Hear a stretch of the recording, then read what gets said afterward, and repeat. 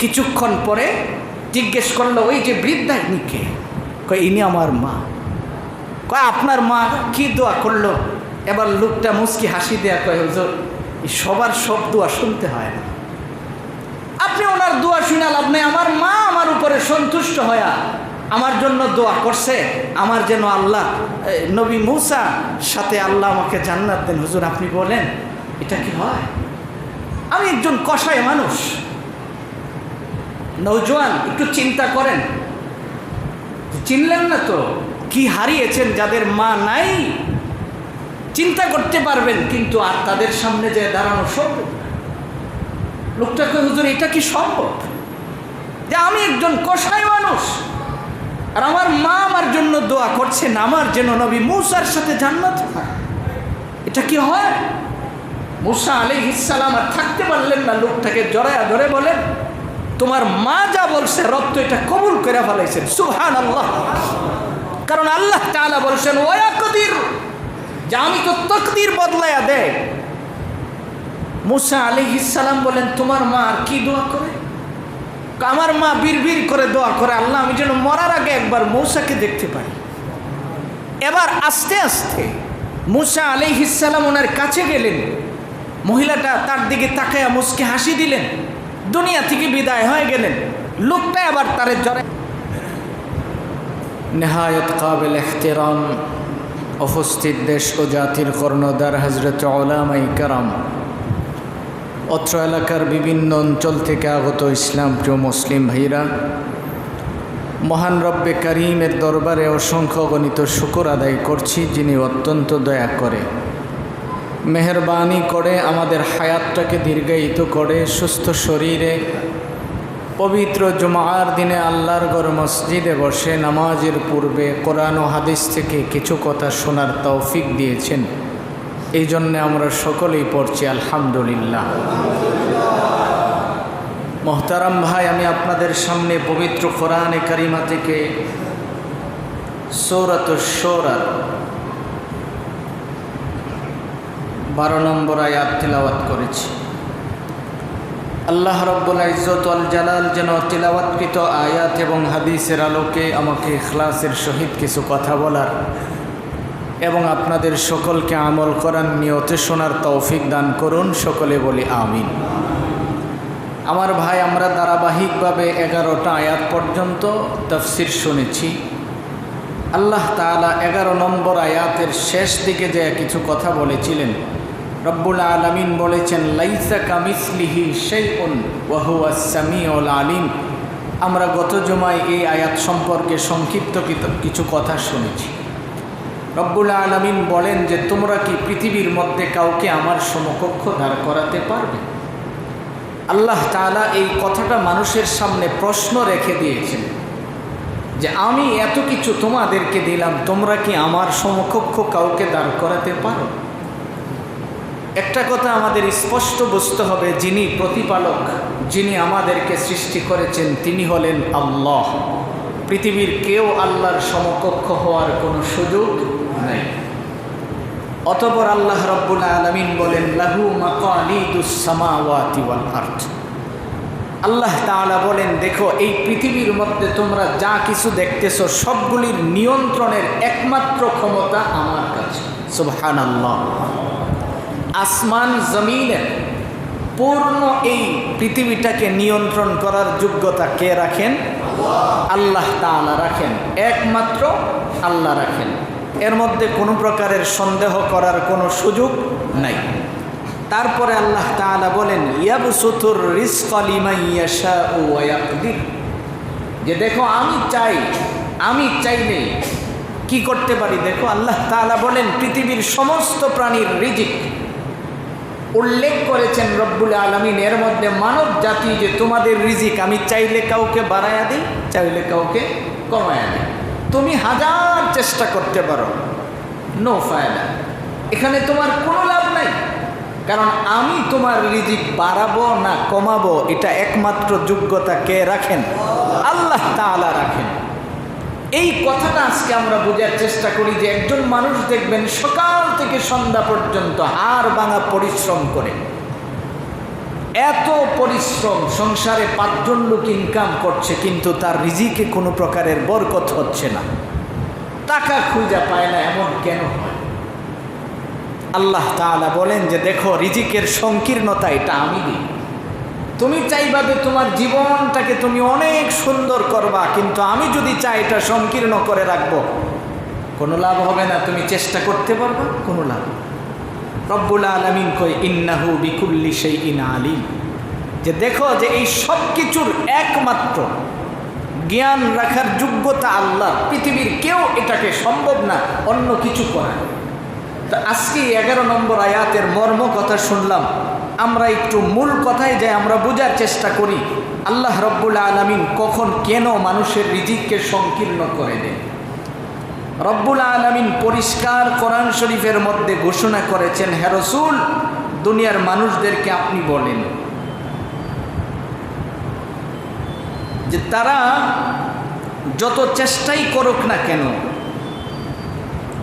আমি আল্লাহ রব্বুল আলামিন চাইলেই মানুষের রিজিককে সংকীর্ণ করে দিতে পারি। তারা যদিও এই রিজিকটাকে বাড়াইতে চেষ্টা করে, এটা পারবে না, কারণ এই যোগ্যতাটা কেবল আমার কাছে। আল্লাহ তাআলা এটাকে একছত্র নিয়ন্ত্রণ করেন। রব্বুল আলামিন পরিষ্কার করে বলেছেন যে রিজিক কাউকে বাড়ানো কমানো এটা আমার কাজ, এটা পৃথিবীর কেউ পারে না। কেবল একটাই মাধ্যম আছে, যে আপনি যদি বাড়াতে কমাতে চান, আল্লাহর কাছ থেকে চাইই নিতে হবে। কার কাছ থেকে চাই নিতে হবে? আল্লাহ তাআলার কাছ থেকে। তাহলে আপনি রবের কাছে চাওয়া বাদ দিয়ে দুনিয়ার পিছনে যে দৌড়াচ্ছে, আল্লাহ তাআলা বলেন দেখো, অন্য জায়গায় না দৌড়াইয়া তুমি আমার পিছনে দৌড়াও, আমার কাছে তুমি দৌড়াও, কারণ তোমার কাজই তো হলো আমার পিছনে দৌড়ানো, আমার কাছে তুমি আসা, আমার কাছে চাওয়া, এটা হলো আমার উদ্দেশ্য। তুমি যদি আমার কাছে চাও, আমি দেওয়ার জন্য প্রস্তুত আছি। সুবহানাল্লাহ।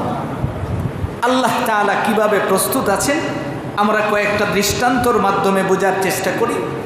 এই আয়াতের ব্যাখ্যায় তাফসীরে তাবারি শরীফের মধ্যে পরিষ্কার কয়েকটা কথা উল্লেখ করেছে।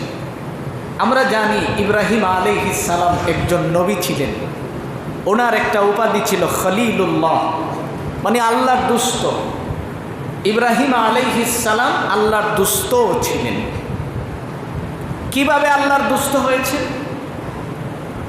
একদিন আল্লাহ রাব্বুল আলামিন ফেরেশতাদের সামনে বসে ঘোষণা করলেন, ফেরেশতারা শোনো, 3টা কারণে আমি ইব্রাহিমকে অনেক পছন্দ করি। বলেন তো কই কারণে? 3 কারণে আমি ইব্রাহিমকে অনেক পছন্দ করি, যার কারণে আজকের থেকে আমি ইব্রাহিমকে খলিলুল্লাহ এই উপাধি দিলাম। এখন থেকে ইব্রাহিম আমার দুষ্ট, আমার বন্ধু, এটা তুমি তাকে জানিয়ে দিবে। এই ঘোষণাটা যখন করলেন, সবাই বসে রয়েছে, একজন ফেরেশতা সোজা হয়ে দাঁড়ায় গেছে। তো দাঁড়ানোর পরে জিজ্ঞেস করলেন, আল্লাহ তাআলা তুমি কেন দাঁড়াইছো? তিনি দাঁড়ায় কয়, আল্লাহ আমারে আপনি এমন একটা দায়িত্ব দিছেন, আমার কাম হলো মানুষের গলাপ দিয়ে সিফা দিয়ে মেরে লওয়া।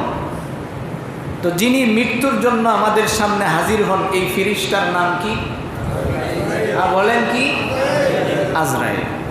তো হযরত আজরাইল আলাইহিস সালাম সুজা হয়ে দাঁড়ায় বলেন, আল্লাহ আমারে তো খালি আপনি মরবার কামেই ফাটান। তো আজকে যে আপনি ইব্রাহিমকে একটা সুসংবাদ দিবেন, আমি চাই যে এই সুসংবাদটা আমি আমার পক্ষ থেকে, এটা তো জিবরাইলকে আপনি দামি বানিয়েছেন, সে খোঁজ খবর নিয়ে মানুষের কাছে যায়, নবীগণের কাছে যায়। আজকের এই দায়িত্বটা আপনি আমারে দেন, যাতে করে আমি যায়া এই আজকের এই সুসংবাদটা ইব্রাহিমকে শোনাতে পারি। সুবহানাল্লাহ। এই কথাটা যখন বললেন, আল্লাহ তাআলা বললেন ঠিক আছে তুমি যাও। এবার আজরাইল জমিনে আসলেন, ইব্রাহিম নবীর সাথে সাক্ষাৎ করলেন। আসার পরে দেখে ওনার ঘরের দরজা বাহির দিক দিয়ে লাগানো। তো ফেরেশতাদের বিষয়টা এরকম, আল্লাহ তাআলা যেখানে যে অবস্থায় যেতে বলেন ওখানেই যান, যেখানে দাঁড়াতে বলেন ওখানেই দাঁড়ান। আমরা কোথাও গেলে বাড়ির লোক না পাইলে ডানে বামে উকি দেই, সুফি দেই, ফিস ধরো পর্যন্ত গিয়ে সুফি মারে যে কয় আছে একটু দেখে লই। এখন ফেরেশতা তো আইছে, এখন সে তো আর এই দরজার সামনে ছাড়া আর কোনোখানে যায় না, সোজা স্ট্যান্ড বাই এখানে দাঁড়ায় আছে। কিছুক্ষণ পরে ইব্রাহিম আলাইহিস সালাম দাওয়াত ও তাবলীগের কাজে বের হয়েছিলেন, ওখান থেকে ঘরে প্রবেশ করলেন। তো ঘরে প্রবেশ করার আগেই দেখে বাহিরে একজন লোক সোজা হয়ে দাঁড়িয়ে রয়েছে। ইব্রাহিম আলাইহিস সালাম চিন্তা করে যে আমার ঘরে তো এমন কোনো সামান নাই যে চুরি করব, কারণ বর্তমান সময়ের মতো ঘরের ভিতরে তো আর কিছু থাকুক না থাকুক, বড় বড় 2-4টা মোবাইলেরও থাকে, তো ওই সময় তো আর এরকম ছিল না। তাই আমার ঘরে তো চুরি করার কিছু নাই, তো কে আসলো এইভাবে বাহিরে দাঁড়ায় রয়েছে। উনি পিছন থেকে বড় করে একটা সালাম দিলেন। সুবহানাল্লাহ। কি করলেন? সালাম দিলেন। তো সালাম দেওয়ার পরে 2 নম্বর লোক হলে তো লাভ দিয়ে উঠল, এই জন্য ইনি সালাম দিয়েছেন। সালাম দেওয়ার পরে জিজ্ঞেস করছে আপনি কে? তো যিনি আসছে তার নাম কি? বলেন কি? যদি আপনার সাথে কেউ সালাম দিয়ে আসসালামু আলাইকুম, ভাই আমি আজরাইল, হুশ থাকবো? জায়গা থাকবেন মনে করেন? হ্যাঁ, লাভ দেওয়া পুষ্কুনিত করে দেবেন যে হিফার গিয়ে যদি বাসন যায়। যেই মাত্র কইছে যে আজরাইল, ইব্রাহিম আলাইহিস সালামের সুরটা নরম হয়ে গেছে। তিনি বলেন যে আপনি তো সচরাচর মানুষের কাছে আসেন, তো আইসেন যে আমার কি এক্ষণ লয়ে যাবেন কেন? আমার একটু সময় আছে। তা আজরাইল কে হুজুর আপনিও আমার এমন ভাবলেন? আমি তো আসছি আপনাকে একটা সুসংবাদ দেওয়ার জন্য। সুবহানাল্লাহ। কি দেওয়ার জন্য? সুসংবাদ। ইব্রাহিম আলাইহিস সালাম কয় আজরাইলও মানুষকে সুসংবাদ দেয়? আজরাইলও কি মানুষকে সুসংবাদ দিতে পারে? তো আজরাইল কয় কেন? আল্লাহ তাআলা আমাকে পাঠিয়েছেন। ইব্রাহিম আলাইহিস সালাম কয় সুসংবাদ আর দুঃসংবাদ এটা পরে শুনবেন, আগে আমি আপনার যেহেতু পাইছি আপনার কাছে আমার 2টা প্রশ্ন আছে। যেহেতু আজকে সুযোগ পাইছি আর আপনি আমার বাড়িতে এসেছেন, আপনি আমাকে এই 2টা প্রশ্নের জবাব দিবেন, তারপরে আপনার সুসংবাদ আপনি মন চাইলে শুনেন। যেহেতু সুসংবাদ কইছেন, এটা তো আর দুঃসংবাদ কিছু না, কাজে আমার টেনশন করার কোনো দরকার নাই। আগে আপনাকে আমার 2টা প্রশ্ন। নাম্বার 1, যারা জাহান্নামী তাদের যখন মৃত্যু হবে আপনি কেমনভাবে তাদের সামনে আসেন আমার একটু দেখান। এবার আজরাইল কয় হুজুর আপনি তো আমার আটকে ফেলবেন, আমি আপনাকে কিভাবে দেখাবো? কারণ দেখানোর যোগ্যতাটা তো আমার নাই। রব যখন আমাকে নির্দেশ করেন, কথা আপনি আপনার আল্লাহকে জিজ্ঞেস করেন না, বলেন যে আপনার ইব্রাহিম এটা দেখতে চেয়েছে, আপনি বলেন। এবার আজরাইল এমন একটা আকৃতি ধারণ করলেন, আকৃতি ধারণ করার পর ইব্রাহিম আলাইহিস সালাম বেহুশ হয়ে গেলেন। হুশ আসার পরে তিনি বলতেছেন যে আজরাইল তো এখন স্বাভাবিক বেশে আবার দাঁড়ায় রয়েছে। জিগাই যে আপনি কি এইভাবে সবার সামনে আসেন? কোনা যারা জাহান্নামী আমি তাদের সামনে আসি।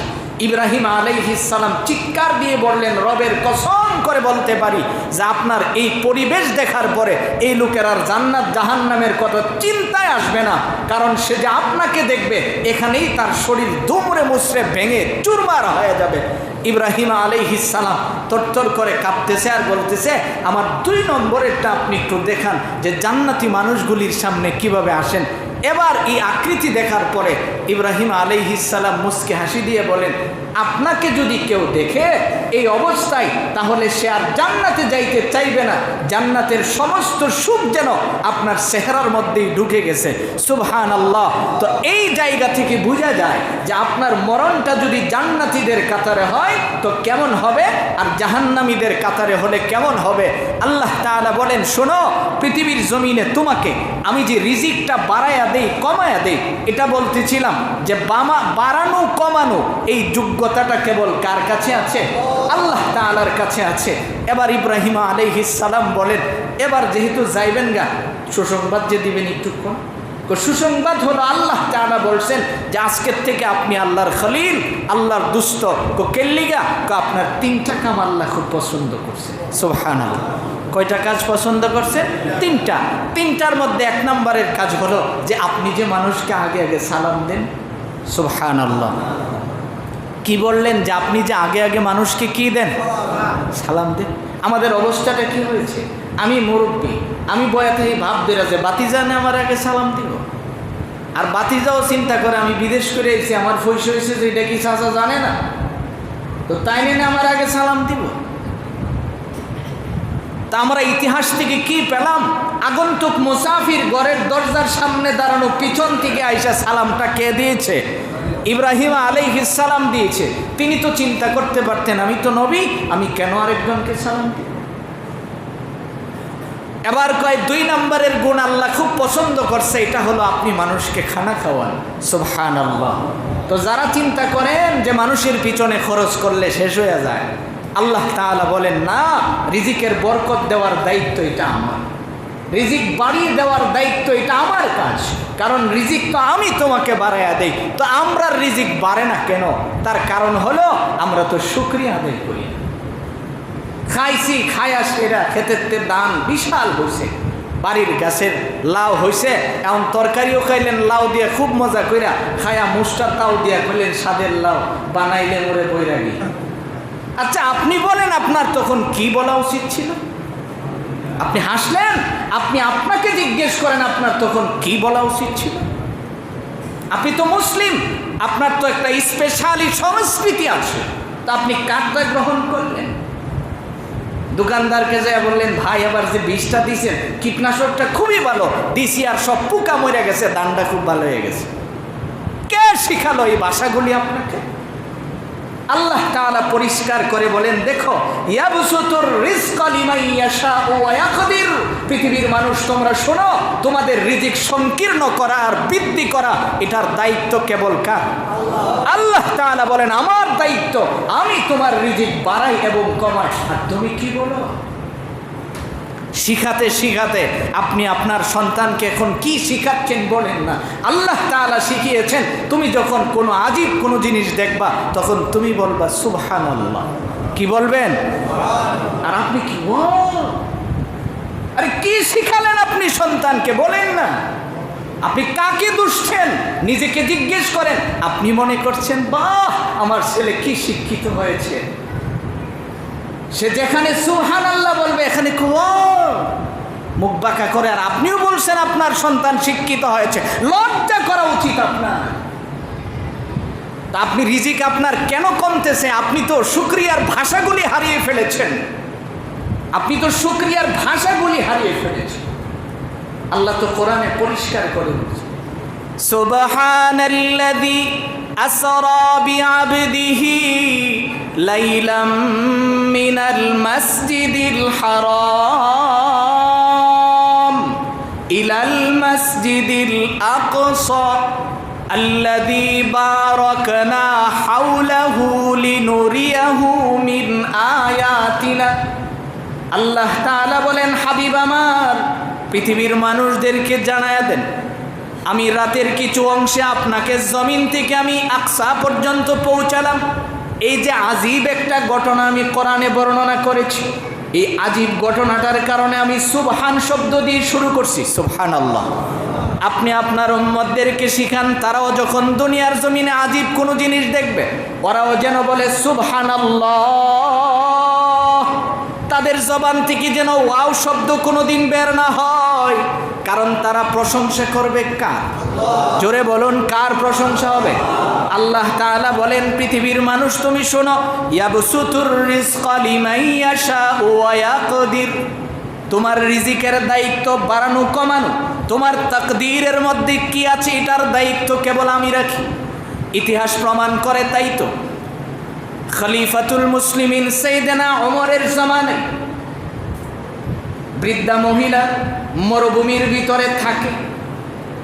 ওমরের কাজটা ছিল রাতের বেলায় ঘুরে ঘুরে দেখত। সন্ধ্যার সময় যখন হয়ে যায় রাষ্ট্রীয় পোশাক আর শরীরের মধ্যে রাখেন না, পোশাক খুইলা ফালায়া দিয়ে সিভিলভাবে ঘুরে ঘুরে দেখে মানুষ কেমন আছে। ওমর আস্তে আস্তে কদম দিয়ে মরুভূমির সামনে হাজির হয়েছে। দেখে একজন বৃদ্ধা মহিলা বৈশা বৈশা কাঁদছেন, বৈশা বৈশা আল্লাহর কাছে দোয়া করছেন। ওমর আস্তে আস্তে তার কাছে যায় বসছে। কাছে যায় বৈশা বলেন মা আপনি এখানে বসে বসে কি করেন? মহিলাটা বলেন আমি তো আজকে 3 দিন ধরে ক্ষুধার্ত কোনো খায় না, 3 দিন ধরে আমার কোনো রিজিকের ব্যবস্থা নাই। কথা হলে আপনি কেন ওমরের কাছে খবরটা পৌঁছালেন না? আমি তো শুনেছি ওমরের কাছে কোনো ক্ষুধার্ত মানুষ খবর পৌঁছাইলে ওমর তার লোক দিয়া খাবার তার বাড়িতে পৌঁছায়া দেয়। মহিলাটা বলেন আমি ওমরের কাছে কেন বলবো, আমি তো বলবো আমার আল্লাহর কাছে। সুবহানাল্লাহ। আমি তো আমার রবের সামনে বারবার এই কথাটাই বলি, আল্লাহ তুমি কেন ওমরে শাসক বানাইলা, যে ওমর শাসক হওয়ার পরে আমরা ক্ষুধার্ত থাকি। ওমর কথাটা শোনার পরে আর এখানে একটা সেকেন্ডও দেরি করলেন না, দৌড় মারলেন, রাষ্ট্রীয় কোষাগারের ভিতরে যায় প্রবেশ করলেন। খাদেমকে বললেন আটার বস্তাটা আমার মাথায় উঠায় দেন। খাদেম বলেন আপনি বস্তা মাথায় উঠাবেন কেন, আমাদেরকে তো রাখছেন আপনার খেদমত করার জন্যে। এবার ওমর কয় আগে আমারে আমার জাহান্নামের আগুন থেকে বাঁচতে।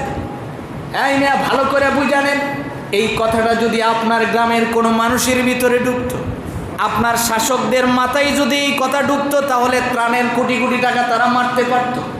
কথা বলেন, মারতে পারত। আমরা তো এখন দেখতেছি আল্লাহর ঘরের হজের টাকাও কোটি কোটি মেরেছে, কোটি কোটি টাকা হজের টাকা মানুষের মাইরা মাইরা তারা টাকা জমাইছে। খলিফাতুল মুসলিমিন ওমর এবার মাথার মধ্যে আটার বস্তা উঠালেন, হাতের মধ্যে জৈতুনের তৈলের ক্যান নিলেন, কদম দিয়ে দিয়ে মহিলার সামনে এসে হাজির হয়ে গেলেন। এবার নিজে বসে বসে রুটি বানালেন, ওই রুটিগুলি নিজে আগুন দিয়ে সেঁকলেন। এবার জৈতুনের তৈল ভিজায়া ভিজায়া মহিলার মুখের মধ্যে খাবার ঢুকাইয়া দিলেন। খাবার খাওয়ানোর পরে মহিলাটা বলতেছেন, আল্লাহ এত সুন্দর নৌজওয়ান আমরার এলাকায় থাকতে, এই কর্তিকা তুমি ওমরে বানাইছো নেতা, এমন লোকই তো নেতা হওয়ার দরকার ছিল। এবার মহিলার সামনে থেকে ওমর বিদায় হয়ে যাবেন, আস্তে করে সামনে যায় বলতেছেন, মা আজ থেকে আপনার আর রিজিকের কোনো সমস্যা হবে না, আজকের থেকে আপনার খাবারের টেনশন আর করা লাগবে না। শুধু আপনি খালি প্রথম যেই কথাটা বললেন যে আপনি আল্লাহর দরবারে বিচার দিবেন আর বলবেন, আল্লাহ কেন ওমরে তুমি খলিফা বানিয়েছিলেন, আপনি আপনার বিচারটা উঠায় নিয়ে, কারণ হাসরের দিন ওমর রবের সামনে দাঁড়ায় বিচার দিবে, এই সাধ্য ওমরের নাই। মাথার থেকে পাগড়িটা খুললেন, মহিলার সামনে বিছায়া দিলেন, দিয়া বললেন আপনি চাইলে আমার গলার মধ্যে পেঁচাইয়া আপনি বিচারটা কইরা নিতে পারেন। মহিলা কয় তুমি আমার এত জালিম বাবলি কি করে, তুমি এমনভাবে আমারে খানা খাওয়াইছো আর বলতেছো আমি যেন তোমার বিচার করি। ওমর কয় আপনি না একটু আগে আমাকে বলেছেন ওমরের ব্যাপারে আল্লাহর কাছে নালিশ করবেন, আমি তো সে ওমর যে ওমরের ব্যাপারে আপনি আল্লাহর কাছে নালিশ করার প্রস্তুতি গ্রহণ করছেন। মহিলাটা আবার ওমরের মাথায় হাত রাইখা বলেন, আল্লাহ তুমি সাক্ষী থাকো, আমি আমার বিচার উঠায় নিলাম। সুবহানাল্লাহ। এই জন্যেই তো রব্বুল আলামিন বলেন, ইয়াবসুতুর রিজকা লিমান ইয়াশাউ ওয়া ইয়াকদির। এই পৃথিবীর মানুষ তুমি শোনো, তুমি রিজিক কার কাছে চাও, কারণ রিজিক তো চাইবা তুমি আমি আল্লাহর কাছে। তোমার রিজিক বাড়ানো কমানো এই দায়িত্ব কার? জোরে বলুন কার? আল্লাহ তাআলার এই দায়িত্ব। এটাই প্রমাণ করে আয়াতের তাফসীরের মধ্যে মুফতি শফি রাহিমাহুল্লাহ নবীজির একটা হাদিস এনেছেন, আপনার আমার নবী একদিন উজু বানাবেন। কি বানাবেন? উজু। তো উজু কেন করে? ইবাদত করার জন্য করে না। তো রসুল যখন উজু করলেন, একজন সাহাবী পানি আগায়া দিলেন, পানি দেওয়ার পরে নবীজি যখন উজু বানালেন, উজু বানায়া সাইরা হাতের পানিটা শুকানোর আগে সাহাবীকে ডাইকা বলতেছেন, আয় মিয়া তুমি এত সুন্দর করে আমাকে যত্ন সহকারে উজুর ব্যবস্থা করে দিয়েছ, তুমি আমার কাছে এখন কিছু চাও, তুমি যা চাইবা আমি তাই দিব। সুবহানাল্লাহ। নবীজি খুশি হয়ে গেছেন, সাহাবীকে বলতেছে তুমি যা চাও আমি তাই দিব, তুমি চাও। যেটা গ্রামের ভাইরা আমরা হইলে কি চাইতাম, হুজুর আমার 10 কেজি স্বর্ণ দিয়ে দিলে আপাতত আমি চলতাম, আপাতত আমার চলা সম্ভব, যে আপনি যদি মন খানেক স্বর্ণ আমারে দেন, অথবা আপনি কয়েক টুকরা হীরা আমারে দিয়ে দেন, কারণ আপনি তো মাটির টুকরাই ফু দিলে এটা স্বর্ণ হয়ে যায়। সুবহানাল্লাহ। বড়ি বড়ি প্রমাণ আছে এমন, রাসূল মাটিতে ফু দিছেন স্বর্ণ হয়ে গেছে। তাহলে আপনি তো চাইলে আমার এই 2-10 কেজি স্বর্ণ যদি দিয়ে দেন, তাইলে তো আমি খুব ভালো। সাহাবী রাসূল কেমন মানুষ, রাসূল আপনি দিবেন? অবশ্যই দিব, বলো। আবার কয় যে নবীজি আপনি কি দিবেন আমাকে? নবীজি বলেন তুমি বইলা দেখো। তাইলে আপনি একটু দোয়া করেন যে আমি যেন আপনার সাথে জান্নাতে থাকতে পারি। কি বলেন আপনি, সাহাবীকে কেমন ভাবেন? সাহাবী রাসূল পরিষ্কার বলেন যে আপনি দোয়া করেন যে আমি যেন আপনার সাথে জান্নাতে থাকতে পারি। এবার নবীজি বলেন এটা তো উম্মত আর নবীর সম্পর্কের মধ্যে অনেক দূরত্ব, তুমি চাইলা কি কথাটা একটু চেঞ্জ করো। সাহাবী বলেন আমার চাওয়া আমি চাইছি, আপনি তো বলছেন দিবেন, তো আপনি যদি দিতে চান তো দেন, না দিলে এটা আপনার ইচ্ছা, কিন্তু আপনি আমাকে চাইতে বলছেন, আমি এটা চেয়েছি। আল্লাহ তাআলা বলেন ইয়াবসুতুর রিজকা লিমান ইয়াশাউ ওয়া ইয়াকদির। পৃথিবীর মানুষ তুমি কোথায় চাও? আরে মিয়া মুরগি মান্নত কইরা তুমি ল্যাংটা মানুষের কাছে যাও, চাইতে লজ্জা করে না? কার কাছে চাওয়ার কথা ছিল, তুমি কি চাইলা? উম্মত চিনলা না তো, কি চাইলা, যে কি চাওয়ার দরকার ছিল, কোথায় চাওয়ার দরকার ছিল, আর তুমি চাইছো কোথায়? আল্লাহ তাআলা বলেন ওয়ায়াকদির, আমার কাছে চাইবা তো তোমার তাকদীরের পরিবর্তন হয়ে যাবে। সুবহানাল্লাহ। যেমন ভাবে ইব্রাহিমের তাকদীর পরিবর্তন করেছি, যেমন ভাবে ইয়াহইয়া আলাইহিস সালামের তাকদীর পরিবর্তন করেছি। সন্তান হয় না, ৮৬ বছর পর্যন্ত আমার কাছে চাইছে, তারপরে আমি তারে সুসংবাদ দিয়ে দিছি। সুবহানাল্লাহ। জাকারিয়া আলাইহিস সালাম হাতের হাড্ডি বুড়া হয়ে গেছে, তরতর করে কাঁপতেছে, মিম্বরের কিনারে বসে কয় ইয়া জাকারিয়া ইন্না নুবাশশিরুকা বিগুলামিন ইসমুহু ইয়াহইয়া। আল্লাহ তাআলা কয় জাকারিয়া নীরবে বসে বলে আল্লাহ আমি তো বুড়া হয়ে গেছি, আর লোকজনের সামনে যদি আমি কই আল্লাহ আমার একটা সন্তান দরকার, এটা তো আমার লজ্জা হবে। আল্লাহ এই তোমার কাছে চাইতেছি। আল্লাহ তাআলা বলেন আমি তো শ্বাসের সাথে তার সুসংবাদও দিয়ে দিছি। সুবহানাল্লাহ। সন্তানের নাম কি হবে এটাও বলে দিছি। এই জন্য আল্লাহ তাআলা কয় ইয়াবসুতুর রিজকা লিমান ইয়াশাউ ওয়া ইয়াকদির, যে তুমি আমার কাছে চাইবা তাহলে আমি তোমার রিজিকের পরিবর্তন করব, শুধু এটা না, রিজিক বৃদ্ধি করব, শুধু এটা না, তাকদীর পর্যন্ত পরিবর্তন করে দে দোয়ার মাধ্যমে। যেমনটা শুনতেছিলাম যে কোনো আহলে হক বুজুর্গ উলামায়ে কেরামের দোয়া, মা বাবার দোয়া, নিজেদের দোয়া, এইগুলির মাধ্যমে তাকদীর সহ পরিবর্তন হয়ে যায়। আল্লাহ তাআলা সূরাতুশ শুআরার 11 নম্বর আয়াতে যে এই কথাটাই বলেন যে দেখো লাহু মাকালিদুস সামাওয়াতি ওয়াল আরদ, এই আসমান জমিন যে তুমি দেখতেছো এর পূর্ণ ক্ষমতা, এটাকে রাখা না রাখা, একে সুন্দর বর্ধন করা বা ভেঙে ফেলা, পূর্ণ ক্ষমতা রাখেন কে? আল্লাহ না, একমাত্র আল্লাহ। শুধু আল্লাহ বললে হবে না, বলেন কে রাখেন? একমাত্র আল্লাহ। পৃথিবীর কেউ এর মধ্যে পরিবর্তন করতে পারে না।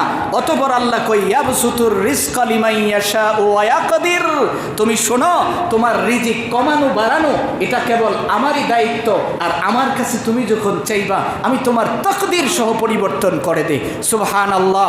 আয়াতের তাফসীর লিখতে যায় মুফাসসিরিনে কেরাম দুইটা দৃষ্টান্ত এনেছেন, যেটা বলতেছিলাম ওই যে সাহাবী নবীজির কাছে জান্নাত সরাসরি চায় ফেলছেন, যে আপনি ওকে বলেন যে আপনার সাথে আমি জান্নাতে যেতে পারবো কিনা। নবীজি বললেন চাও আমি দিব, দোয়া করবো আল্লাহর কাছে। এমন চাওয়া চাইছে। এটা বুঝতে আরো সহজ হবে।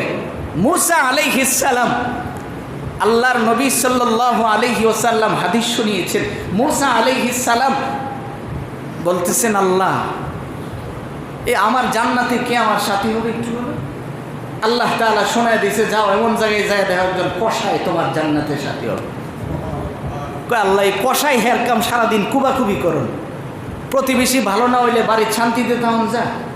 আপনারা গ্রামের মানুষ তো ভালো করেই বুঝবেন, পাশের জন যদি খালি কোনো রকম টিউবওয়েলের পানি 2 সিডা পড়ে যদি গালিগালাজ করে তাইলে কি বসবাসটা খুব শান্তির হয়?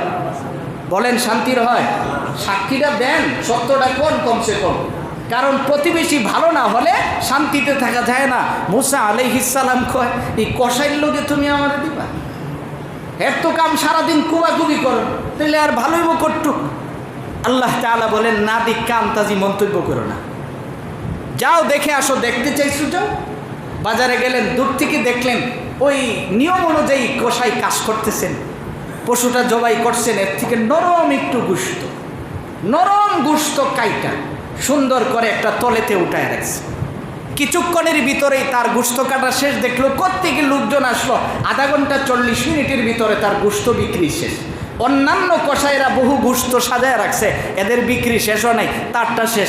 উনি এখন গুছাইয়া বাড়ির দিকে রওনা করবেন, কাছে যায় সালাম দিয়ে বলতেছেন ভাই আমি একজন মুসাফির, একটু সময় কি আপনার বাড়িতে যেতে পারি? একটু মেহমান হওয়ার সুযোগ আছে, তিনি বলেন যে আলহামদুলিল্লাহ, কারণ মেহমান তো এটা স্বর্গীয় দূত, আপনি আসছেন তো আপনাকে আমি নিতে রাজি আছি, চলে। মেহমান আর মেজবান দুইজন হাঁটতেছে বাড়ির সীমানায় যে মেহমান নবী মূসা আলাইহিস সালাম আর মেজবান কসাই বলতেছেন, বাড়িতে আসছেন, আপনি এখানে একটু অপেক্ষা করেন, আমি আমার ব্যক্তিগত কিছু কাজ আছে, এটা শেষ করা পর্যন্ত আপনাকে সময় দিতে পারবো না, আপনি রাগ করবেন না। তিনি এখানে বসে আছেন, দেখতেছেন সে যে গোশতটা আপন হাতে পাকাচ্ছেন। পাকানোর পরে নিজের হাতে নিজের মায়ের মুখে গোশতটা, নরম গোশত, একেবারে দাঁত দিয়ে চিবায়া চিবায়া নরম করে মায়ের মুখে ঢুকাইয়া দিলেন। দেওয়ার পরে সাথে সাথে মা দোয়া করছে, হাত উঠেছে, আল্লাহ আমার সন্তানের উপরে আমি সন্তুষ্ট, আমি তো আর কিছু করতে পারলাম না, আমার এই সন্তানকে কিছু দেওয়াও সম্ভব না, আপনি যদি আমার এই সন্তানটাকে জমানার নবী মূসার সাথে জান্নাতটা কইরা দিয়েন। সুবহানাল্লাহ, বাস দোয়া হয়ে গেছে, কবুল হয়ে গেছে। রব তো বলেন ইয়াবসুতুর রিজকা লিমান ইয়াশাউ ওয়া ইয়াকদির, দোয়া তো এমন জিনিস তাকদীর সহ বদলায় ফেলায়। এখন তো হয়ে গেছে। মূসা আলাইহিস সালাম দূর থেকে দেখছে, কিছুক্ষণ পরে জিজ্ঞেস করলো, ওই যে বৃদ্ধা ইনি কে? কয় ইনি আমার মা। কয় আপনার মা কি দোয়া করলো? এবার লোকটা মুচকি হাসি দেয়া কয়, হুজুর সবার সব দোয়া শুনতে হয় না, আপনি ওনার দোয়া শুনে লাভ নেই, আমার মা আমার উপরে সন্তুষ্ট হয়া আমার জন্য দোয়া করছে, আমার যেন আল্লাহ নবী মূসা সাথে আল্লাহ আমাকে জান্নাত দেন। হুজুর আপনি বলেন এটা কি হয়? আমি একজন কসাই মানুষ, নৌজওয়ান, একটু চিন্তা করেন, চিনলেন না তো কি হারিয়েছেন যাদের মা নাই? চিন্তা করতে পারবেন, কিন্তু আর তাদের সামনে যে দাঁড়ানো সম্ভব। লোকটাকে, হুজুর এটা কি সম্ভব যে আমি একজন কসাই মানুষ আর আমার মা আমার জন্য দোয়া করছেন আমার যেন নবী মূসার সাথে জান্নাত হয়? এটা কি হয়? মূসা আলাইহিস সালাম আর থাকতে পারলেন না, লোকটাকে জড়ায়া ধরে বলেন, তোমার মা যা বলছে রব তো এটা কবুল করে ফেলাইছেন। সুবহানাল্লাহ, কারণ আল্লাহ তাআলা বলছেন ওয়া ইয়াকদির, যে আমি তো তাকদীর বদলায়া দেয়। মূসা আলাইহিস সালাম বলেন, তোমার মা আর কি দোয়া করে? আমার মা বিড়বিড় করে দোয়া করে, আল্লাহ আমি যেন মরার আগে একবার মূসাকে দেখতে পাই। এবার আস্তে আস্তে মূসা আলাইহিস সালাম ওনার কাছে গেলেন, মহিলাটা তার দিকে তাকায়া মুচকি হাসি দিলেন, দুনিয়া থেকে বিদায় হয়ে গেলেন। লোকটা আবার তারে জড়ায়া ধরে কয় যে আমি তো আপনারে চিনা বলেছি, কারণ আপনিই মূসা, কারণ আমার মা যে কোনো দোয়া করে, কোনো দোয়া যদি বৃথা না যায়, তাহলে আপনাকে দেখার পরে ইন্তেকাল কেন হলো? বোঝা গেল যে আপনি জমানার নবী মূসা। এবার মূসা আলাইহিস সালাম কয়, হ্যাঁ আমি মূসা, কারণ আল্লাহ তাআলা আমাকে পাঠিয়েছেন আমার প্রতিবেশীকে তাকে দেখার জন্য। এই জন্য মোহতারাম ভাই বলতেছিলাম, আল্লাহ তাআলা কয় যে দেখো এই দুনিয়ার সব কিছুর সমস্ত মালিকানা তো আমার কাছে, লাহু মাকালিদুস সামাওয়াতি ওয়াল আরদ, জমিনের যা কিছু দেখছো সব তো মালিকানা কেবল আমার কাছে, তাহলে তুমি অন্য জায়গায় কেন চাইবা? আল্লাহ কয় ইয়াবসুতুর রিজকা লিমান ইয়াশাউ ওয়া ইয়াকদির, যে তুমি আমার কাছে চাইবা, তোমার রিজিক কমাবো বাড়াবো এটা তো কেবল আমার দায়িত্ব। সুবহানাল্লাহ, তাহলে দোয়ার দ্বারা আমরা বুঝলাম তাকদীর পরিবর্তন হয়ে যায়। আজকে এই সূরাতুশ শুরা 12 নম্বর আয়াতের যেই কথাটা আমরা এখান থেকে পাইলাম, যে রিজিক আমরা কার কাছে চাইব? বলেন কার কাছে চাইব? একমাত্র আল্লাহর কাছে চাইব। স্পষ্ট করেন কার কাছে চাইব? একমাত্র আল্লাহ তাআলার কাছে চাইব। আর চাইলে রব আমাকে দিতে বাধ্য, চাইলে আল্লাহ তাআলা আমাকে অবশ্যই দিবেন। কিভাবে দিবেন সিদ্ধান্ত আল্লাহর, বাকি আমাকে চাইতে হবে। পারবো না ইনশাআল্লাহ? পাক্কা ওয়াদা করে ফেলেন যে আজ থেকে রিজিক আর কাহারো কাছে চাইব না, মানুষের দ্বারস্থ হব না, চাইব আল্লাহর কাছে। বাকি আয়াতের শেষ অংশ